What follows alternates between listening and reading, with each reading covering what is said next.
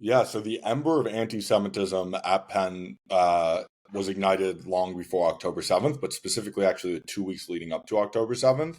So within the span of 7 days, 1 week, we had someone break into the Hillel on campus, which is the center of Jewish life, and flip over furniture and yell, "Fuck the Jews."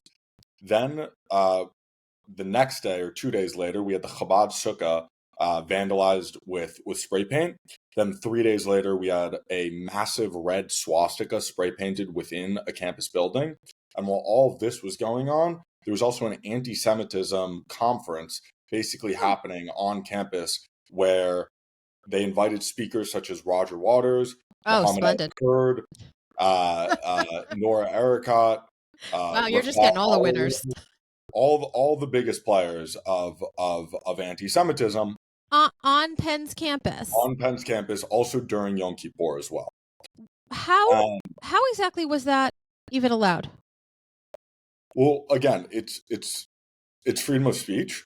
Okay, sure. However, That's yep. something that I discuss a lot is that if universities were upholding this notion of freedom of speech for the past 2 decades, we wouldn't be in the situation we are today. The reason we're in this situation is for the past 2 decades, universities have shut down, marginalized, and completely pushed out any contrarian speech to what the dogma of the ivory tower presents. I'll give you an example. Ben Shapiro was supposed to speak on campus 4 months after this anti-Semitic fest happened. Whether you like Ben Shapiro or not, objectively speaking, Ben Shapiro Oh, should be much less controversial than, let's say, Rafat Alawi, who tweeted out, "Are all Jews evil? Of course they are." I'm sorry. Is the controversy over Ben Shapiro that he can shut you down in like super speed speech? I mean, the man speaks so fast. I look, I happen to know, like, I've met him several times. Like, I respect him, but I'm not really sure. I can't imagine what's so controversial about him, except for the fact that he can speak faster than any other human I've ever met.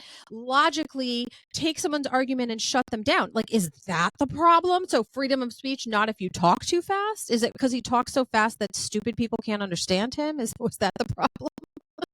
The common quote is freedom of speech for me, but not for thee. And I think that's the issue with universities. And I also don't think that universities should be able, in terms of freedom of speech, to have people that promote terrorism or violence. Correct. There needs to be some sort of Overton window that the university operates within of what's appropriate speech and what's outside the bounds of what should be on a college campus. We want to push students to think and to open their minds and to hear opinions that they dislike or makes them feel uncomfortable, but that's different than opinions that are literally meant to make them feel unsafe. And we saw that exactly unfold on Penn's campus, where while you have an entire event with a slew of speakers who are promoting terrorist groups, who are promoting violence against Jews, violence against Americans, at the exact same time that those Yeah. people are speaking on campus,